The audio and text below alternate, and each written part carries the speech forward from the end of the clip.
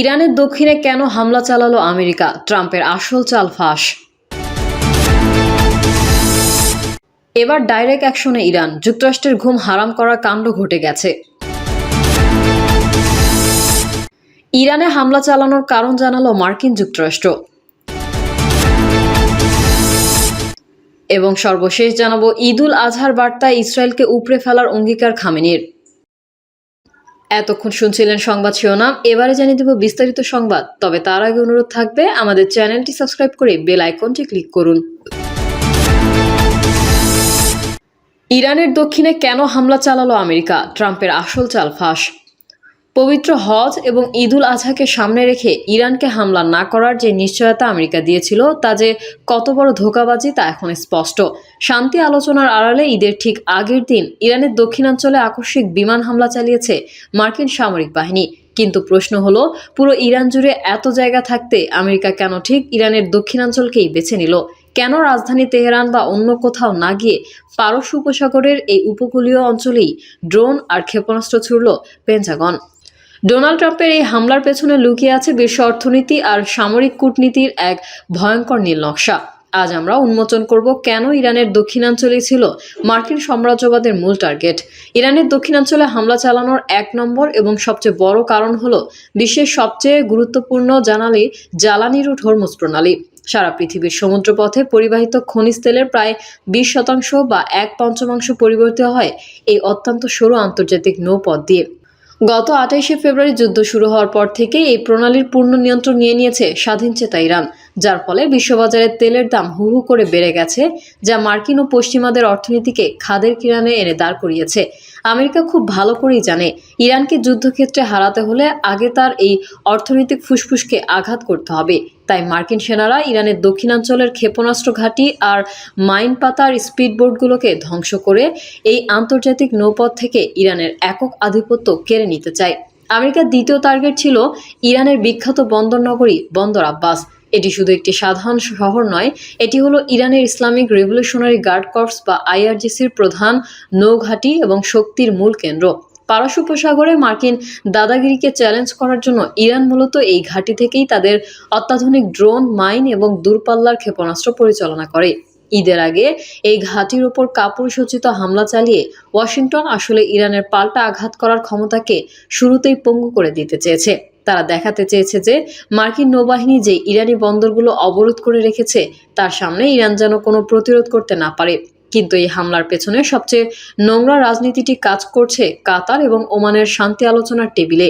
বর্তমানে দুই দেশের মধ্যে একটি 60 দিনের যুদ্ধবিরতি এবং ইরানের 60% সমৃদ্ধ ইউরেনিয়াম হস্তান্তর নিয়ে পদ্মার আড়ালে দর কষাকষি চলছে। ব্যবসায়ী মানসিকতার ডোনাল্ড ট্রাম্পের নীতি হলো চরম চাপ বা প্রেশার ট্যাকটিক্স তৈরি করে নিজের অন্যায় শর্ত মানতে বাধ্য করা। আমেরিকা বুঝতে পেরেছে নিষেধাজ্ঞা প্রত্যাহার বা জব্দ করা অর্থ ফেরত না দিলে ইরান তাদের পারমাণবিক কর্মসূচি সীমিত করবে না।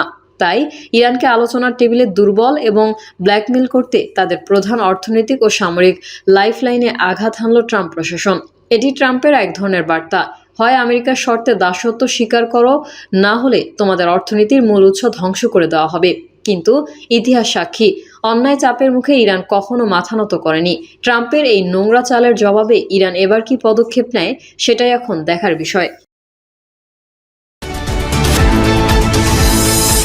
এবার ডাইরেক্ট অ্যাকশনে ইরান, যুক্তরাষ্ট্রের ঘুম হারাম করা কাণ্ড ঘটে গেছে। আমেরিকা ও ইসরায়েলের তীব্র বোমাবর্ষণের পরেও ইরানের ড্রোন তৈরির শক্তি শেষ হয়ে যায়নি।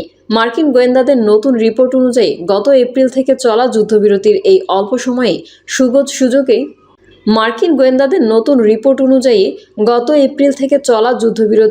অল্প সময়ে সুযোগেই নিজেদের সামরিক কারখানাগুলো অবিশ্বাস্য দ্রুত গতিতে ঠিক করে ফেলেছে ইরান। মার্কিন সংবাদ মাধ্যম CNN বলছে, ট্রাম্প প্রশাসনের ধারণার চেয়েও কয়েক গুণ বেশি শক্তিশালী ইরান। এর অন্যতম প্রধান কারণ হলো বছরের পর বছর ধরে টেকসইভাবে নিজেদের প্রতিরক্ষা ব্যবস্থা গড়ে তুলেছে দেশটি, যা কয়েকদিনের বোমাবর্ষণে ধূলিসাৎ করা অসম্ভব। এই দ্রুত পুনর্গঠন প্রক্রিয়া ওয়াশিংটনকেও নতুন করে ভাবিয়ে তুলেছে, কারণ মার্কিন গোয়েন্দাদের আগের সব হিসাবকে ভুল প্রমাণিত করে ইরান যুদ্ধের ক্ষত কাটিয়ে প্রত্যাশার চেয়ে অনেক বেশি দ্রুত ঘুরে দাঁড়াচ্ছে। 4 শীর্ষ গোয়েন্দা কর্মকর্তার দেওয়া তথ্য অনুযায়ী ইরান যেভাবে তাদের মিসাইল সাইট, লঞ্চার এবং ড্রোন উৎপাদন কেন্দ্রগুলো মেরামত করছে, তাতে আগামী মাত্র 6 মাসের মধ্যেই তারা তাদের আগের পূর্ণ সক্ষমতা ফিরে পেতে পারে। এই অবিশ্বাস্য উন্নতির পেছনে ইরানের দীর্ঘমেয়াদী প্রতিরক্ষা কৌশল কাজ করছে। ইরানের ড্রোন ইকোসিস্টেম এমনভাবে ডিজাইন করা হয়েছে যে প্রতিকূল পরিস্থিতিতেও দ্রুত উৎপাদন চালিয়ে যেতে সক্ষম। মূলত হামলা পরবর্তী টিকে থাকার কথা মাথায় রেখেই এই দীর্ঘমেয়াদী প্রতিরক্ষা কৌশল তৈরি করেছিল ইরান। জানা গেছে, ইরানের মাটির নিচে থাকা অত্যন্ত শক্তিশালী অবকাঠামোর কারণে মার্কিন নেতৃত্বাধীন জোটের বিমান হামলায় তাদের 2/3 মিসাইল লঞ্চার এবং ড্রোন নিয়ন্ত্রণ কেন্দ্র সম্পূর্ণ অক্ষত রয়ে গেছে। এছাড়া চীন ও রাশিয়ার মতো শক্তিশালী দেশগুলোর কাছ থেকে নিয়মিত ড্রোন ও মিসাইল তৈরির সরঞ্জাম পাচ্ছে তেহরান। অস্ত্র তৈরির সরবরাহ চেইন মজবুত থাকায় ইরান বোমা বর্ষণের মধ্যেই তাদের খুচরা যন্ত্রাংশ তৈরির কাজ চালিয়ে যেতে সক্ষম হয়েছে। ইরানের এই সামরিক পুনরুত্থান প্রেসিডেন্ট ডোনাল্ড ট্রাম্পের জন্য এক নতুন চ্যালেঞ্জ তৈরি করেছে। হোয়াইট হাউস থেকে হুঁশিয়ারি দেওয়া হয়েছে যে চলমান আলোচনায় ইরান যদি চুক্তির চূড়ান্ত শর্তাবলী মেনে না নেয়, তাহলে যে কোনো মুহূর্তে আবার বোমা বর্ষণ হতে পারে। তবে আশার কথা হলো, সোমবার হরমুজ প্রণালী খুলে দেওয়ার বিষয়ে দুই পক্ষ একটি ঐতিহাসিক চুক্তির দ্বারপ্রান্তে পৌঁছেছে। এরপরেও ইরানের পারমাণবিক কর্মসূচি এবং মার্কিন অর্থনৈতিক নিষেধাজ্ঞা নিয়ে দুই দেশের মধ্যে এখনও বিশাল দূরত্ব রয়ে গেছে।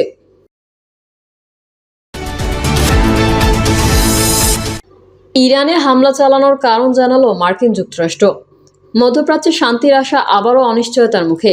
দোহায় যুদ্ধবিরতির চূড়ান্ত আলোচনার মাঝে দক্ষিণ ইরানে নতুন মার্কিন হামলার উত্তেজনা ছড়িয়েছে। এমনকি এই হামলার ফলে হরমুজ প্রণালীর অবমুক্তি নিয়ে অনিশ্চয়তা বেড়েছে। কিন্তু ঠিক কী কারণে হঠাৎ ইরানে আবারও হামলা চালালো মার্কিন প্রশাসন, এই নিয়ে মুখ খুলেছে ওয়াশিংটন। মধ্যপ্রাচ্যে স্থায়ী শান্তি যে আশা দেখা যাচ্ছিল, তা আরও একবার অনিশ্চয়তার অন্ধকারে ঢাকা পড়ল। একদিকে কাতারের দোহায় যখন দীর্ঘ 3 মাসের যুদ্ধাবসানের লক্ষ্যে চূড়ান্ত চুক্তি নেই, নিবিড় আলোচনা চলছে, ঠিক তখনই দক্ষিণ ইরানে নতুন করে সামরিক হামলা চালিয়েছে যুক্তরাষ্ট্র। তবে ওয়াশিংটনের দাবি এটি একটি প্রতিরক্ষামূলক অভিযান ছিল। তবে এই হামলার পর ইরানের সঙ্গে দ্রুত কোনো সমঝোতায় পৌঁছানোর যে আশা তৈরি হয়েছিল, তা অনেকটাই ম্লান হয়ে গেছে। মঙ্গলবার ভারত সফরে থাকা মার্কিন পররাষ্ট্রমন্ত্রী মার্কো রুবিও জানান, ইরানের সঙ্গে একটি চুক্তি চূড়ান্ত করতে আরও কয়েকদিন সময় লেগে যেতে পারে। এর ফলে দ্রুত সমাধানের সম্ভাবনা অনেকটাই থমকে গেল। ভারতের জয়পুরগামী বিমানে সাংবাদিকদের মুখোমুখি হয়ে মার্কিন পররাষ্ট্রমন্ত্রী মার্কো রুবিও মধ্যপ্রাচ্যের ভূরাজনীতি ও বিশ্ব বাণিজ্যের জন্য অত্যন্ত গুরুত্বপূর্ণ হরমুজ প্রণালীর প্রসঙ্গটি দৃঢ়ভাবে তুলে ধরেন। দক্ষিণ ইরানে মাইন বসানোর কাজে ব্যবহৃত নৌযান এবং ক্ষেপণাস্ত্র উৎক্ষেপণ স্থল সহ বিভিন্ন ইরানের লক্ষ্যবস্তুতে যুক্তরাষ্ট্রের সাম্প্রতিক হামলা প্রসঙ্গে তিনি বলেন, হরমুজ প্রণালী অবশ্যই উন্মুক্ত রাখতে হবে। যে কোনো উপায়ে এটি খোলা থাকবে এবং সেটাই হওয়া প্রয়োজন। তবে একই সাথে রুবিও স্পষ্ট করেছেন যে ওয়াশিংটন এখনও সামরিক আগ্রাসনের চেয়ে কূটনীতিকে বেশি অগ্রাধিকার দিচ্ছে। নয়াদিল্লিতে তিনি সাংবাদিকদের বলেন, ইরানের বিষয়ে অন্য কোন পথ বিবেচনায় আগে যুক্তরাষ্ট্র কূটনীতিকে সফল হওয়ার সর্বোচ্চ সুযোগ দিতে চায়। তিনি দাবি করেন, আলোচনার টেবিলে বর্তমানে যথেষ্ট শক্তিশালী একটি প্রস্তাব রয়েছে। এই প্রস্তাবের মূল শর্তগুলোর মধ্যে হরমুজ প্রণালী পুনরায় পুরোপুরি চালু করা এবং পারমাণবিক ইস্যুতে একটি বাস্তব, গুরুত্বপূর্ণ ও সময়সীমাবদ্ধ আলোচনা শুরু করার বিষয়টি অন্তর্ভুক্ত রয়েছে। এদিকে গত এপ্রিল মাসের শুরু থেকে অঞ্চলে একটি যুদ্ধবিরতি কার্যকর থাকলেও দীর্ঘদিনে সেই আপেক্ষিক শান্তিতে ফাটল ধরেছে। গত সোমবার মার্কিন সেন্ট্রাল গভর্নমেন্ট সেন্টকম এক বিবৃতিতে জানায়, ইরানি বাহিনীর সম্ভাব্য হুমকি থেকে মার্কিন সেনাদের সুরক্ষার স্বার্থে এই নতুন হামলা চালানো হয়েছে। পাল্টা জবাবে ইরানও তাদের সামরিক শক্তির জানান দিয়েছে। সোমবার তেহরান দাবি করেছে, তারা সম্পূর্ণ একটি নতুন বিমান প্রতিরক্ষা ব্যবস্থার সাহায্যে শত্রুপক্ষের একটি অত্যাধুনিক স্টিল ড্রোন ভূপাতিত করেছে। তবে অত্যন্ত স্পর্শকাতর এই ড্রোনটি ঠিক কোথা থেকে এসেছিল সে বিষয়ে ইরান সুনির্দিষ্ট করে কিছু জানায়নি। মার্কিন যুদ্ধবিমান যখন দক্ষিণ ইরানে বোমা বর্ষণ করেছিল, ঠিক তখনই কাতারের রাজধানী দোহায় অবস্থান করছিলেন ইরানের প্রধান আলোচক ও দেশটির পররাষ্ট্রমন্ত্রী আব্বাস আরাকচি। সেখানে কাতারের প্রধানমন্ত্রীর সঙ্গে ইরানি প্রতিনিধি দলের একটি উচ্চ পর্যায়ের বৈঠক অনুষ্ঠিত হয়। ঈদুল আজহার বার্তায় ইসরায়েলকে উপড়ে ফেলার অঙ্গীকার খামেনির। পবিত্র হজ ও ঈদুল আজহা উপলক্ষে ইরানের সর্বোচ্চ নেতা মোস্তফা খামেনি এক বার্তায় ঘোষণা দিয়েছেন, ইসরায়েলকে অবশ্যই সমূলে উৎখাত বা উপড়ে ফেলতে হবে এবং তা করা হবেই। ইসরায়েলকে এই অঞ্চলের একটি বিপজ্জনক ও মারাত্মক ক্যান্সারযুক্ত টিউমার হিসেবেও বর্ণনা করেছেন মোস্তফা খামেনি। ইরানি সংবাদ সংস্থা তাসনিমের বরাত দিয়ে এই খবর জানিয়েছে আল জাজিরা। খামেনি বলেছেন, চাপিয়ে দেওয়া দ্বিতীয় যুদ্ধের সময় ইরান তার বিধ্বংসী আঘাতে জায়নবাদী শাসককে অসহায় করে তুলেছিল এবং এটিকে যুক্তরাষ্ট্রের প্রতি একটি কঠোর চপেটাঘাত বলে অভিহিত করেছেন। এই বছরের হজ মৌসুম যুক্তরাষ্ট্র ইসরায়েলকে বর্জনের আহ্বানকে এক বিশেষ গুরুত্ব দিয়েছে এবং আমেরিকার ধ্বংস হোক ও ইসরায়েলের ধ্বংস হোক ইসলামী উম্মার প্রধান স্লোগানে পরিণত হবে। মোস্তফা খামেনির মতে, ভবিষ্যৎ হলো ইসলামী উম্মা এবং নতুন ইসলামী সভ্যতার। প্রিয় দর্শক, এই ছিল এখনকার সর্বশেষ সংবাদ।